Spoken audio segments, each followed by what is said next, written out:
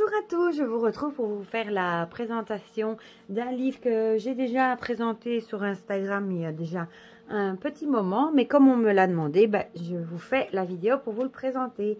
Il s'agit du livre S'ouvrir à l'énergie des pierres, une approche claire et pratique de la lithothérapie de Johanne Chevillard. Donc je viens de vous faire la vidéo de présentation du petit oracle des cristaux de Johanne Chevillard. Et d'Isabelle Serre, Isabelle Serre est connue pour ses petits oracles, le chakra sur le cœur, sur la lune, les vies antérieures et les énergies, je ne sais plus, le petit dernier. Et elle a aussi sorti le magnifique livre Lightworker que je vous ai présenté en vidéo il y a quelques jours. Donc, il est paru aux éditions Exergue. Je remercie Isabelle de me l'avoir envoyé pour vous le présenter. Alors, ce qu'on en dit. Faites entrer les pierres dans votre vie en toute simplicité. Sans que nous en ayons conscience, les minéraux sont présents partout autour de nous. Mais savez-vous que les pierres et les cristaux possèdent de merveilleuses propriétés énergétiques?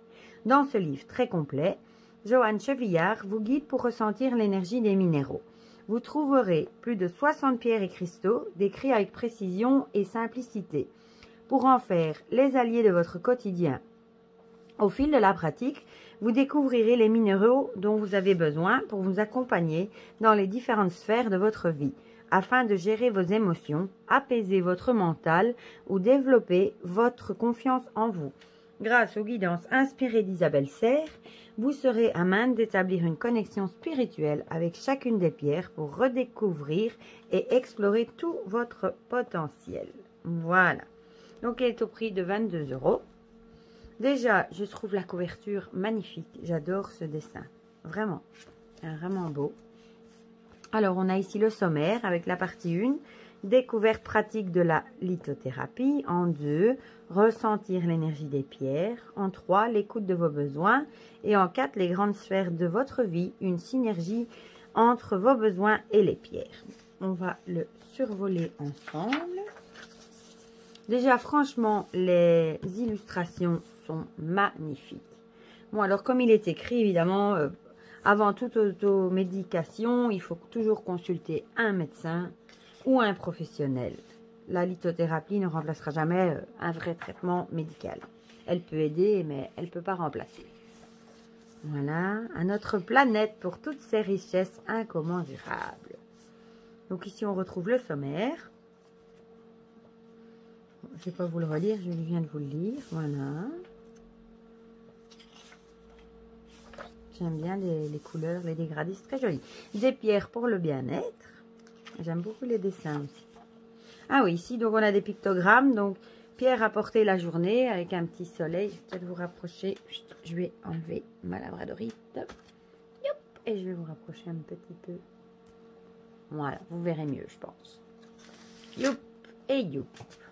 Donc, les pierres à porter la journée avec un soleil, à porter le soir avec un demi-soleil, et les pierres à porter la nuit avec un croissant de lune. Alors, ici, on a Johanne Chevillard et Isabelle Serre. L'énergie des pierres. Sans pierre, pas de vie possible. Une énergie stable. Mais alors, d'où vient l'énergie des pierres? Qu'attendre de la lithothérapie? Les limites de la lithothérapie. Elles sont belles, les illustrations.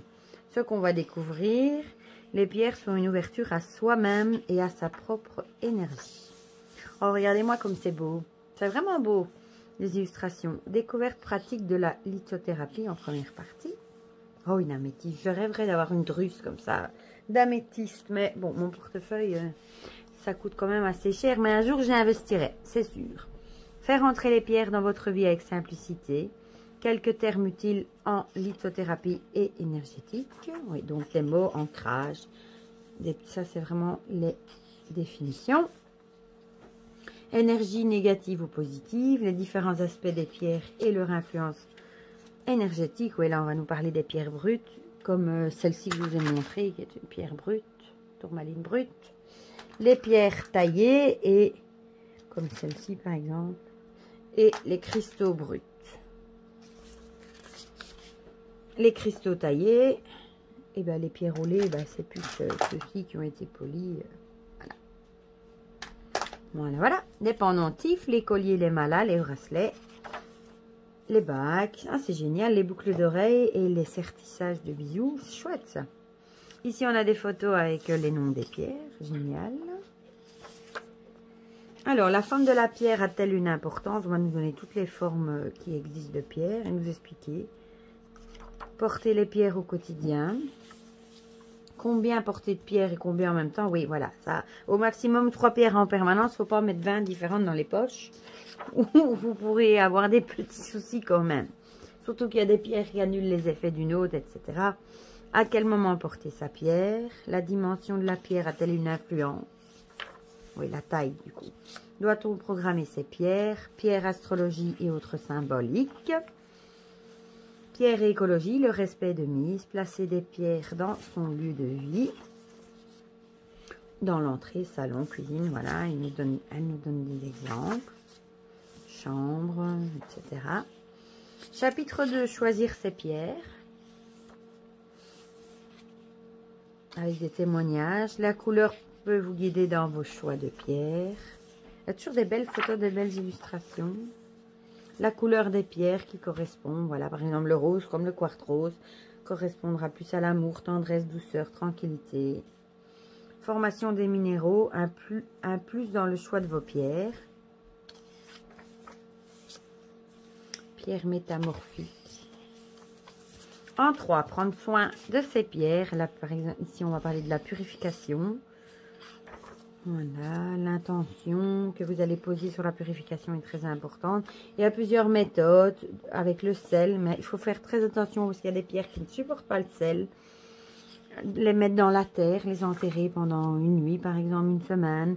L'eau, là aussi, il faut faire très attention. Il y a des pierres qui ne supportent pas l'eau. Comme ici, on a une liste exhaustive. Il y a d'ailleurs des pierres, je crois, qui peuvent même fondre avec l'eau. Le son, les encens. Les ondes de forme, quand purifier ces pierres, les recharger avec le soleil. Certaines aiment être rechargées avec le soleil, d'autres pas. Ici, voilà, ceux qui craignent la lumière vive et d'autres avec les rayons de la lune. Moi, j'aime bien les mettre au rayon des pleines lunes. Drus ou géode de cristal de roche. Si vous avez par exemple une demi-géode en cristal de roche, déjà c'est très joli et vous pouvez déposer vos petits cristaux dedans, ça les purifie aussi. Si ma pierre est cassée, qu'est-ce qu'il faut en faire? En général, on dit que si elle est cassée, il faut la rendre à la nature et l'enterrer quelque part dans la terre pour la rendre à la nature. Ranger ses pierres et ses cristaux. En chapitre 4, attention particulière, précautions et contre-indications utiles. Ça, c'est toujours bien de le rappeler.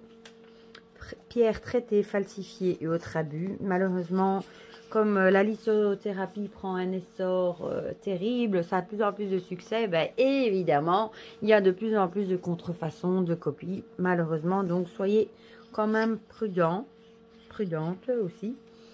Voilà. Ici, on nous parle des contrefaçons, voilà. Conseil pour acheter ces pierres. Partie 2, ressentir l'énergie des pierres. Préparation ressentie, c'est vraiment beau les illustrations, j'aime beaucoup les couleurs. Le temps de ressenti avec la pierre. Partie 3, à l'écoute de vos besoins. Écouter, définir ses besoins, de quoi j'ai besoin, comment écouter ses besoins. Comment prioriser ses besoins. Ici, des petites questions à se poser. Créer un lien avec ses pierres. Comment le faire? Je vous explique. Se connecter à ses pierres dans les situations au quotidien. Et là, elle nous en donne plusieurs. Par exemple, dans les transports en commun, en marchant dans la rue, pendant sa séance de sport. Partie 4. Les grandes sphères de notre vie. Une synergie entre vos besoins et les pierres. Bon, ici, elle insiste pour le rechargement des pierres. Alors, par exemple, pour la sphère du corps physique. Voilà. Elle va nous expliquer. Par exemple, j'ai besoin de sécurité et d'ancrage. Ben, par exemple, elle va nous dire que la pierre qui sera bonne pour ça, ce sera la tourmaline noire. Donc celle-ci, je vous ai montré ici, la tourmaline. Celle-ci, c'est une brute. Elle va nous donner la formation, qu'on la trouve dans le magma, magmatique, formule chimique, la dureté, système cristallin, purification, rechargement, eau pour la purification, rechargement sel soleil ou géode de quartz. Et ici, elle va nous parler... par exemple, je vais vous lire pour celle-ci. Aujourd'hui bien connue en lithothérapie pour ses capacités d'absorption des ondes électromagnétiques, dont nous reparlerons dans la partie consacrée à la protection. La tourmaline noire densifie les énergies dans le bas du corps, en même temps qu'elle draine au sol les énergies stagnantes et polluantes que nous avons récemment accumulées. Utilisez-la quelques minutes à la suite d'une dispute pour éliminer les énergies perturbatrices. En méditation, c'est un choix judicieux pour un temps d'introspection et de lucidité, à l'écoute de soi, tout en renforçant naturellement notre présence à la Terre. Pierre plus puissante qu'il n'y paraît, soyez attentif à vos ressentis quand vous entrez en conscience avec elle. Si vous sentez que quand vous la portez ou vous la portez trop longtemps, que ça ne va plus, c'est une pierre très puissante, eh bien rangez-la et laissez-la pour un petit moment. Voilà, donc là elle va nous donner « j'ai besoin de courage » par exemple. Ça, c'est tout pour le corps. Alors, on a à la fin, je ne vais pas tous vous les montrer, la guidance d'Isa.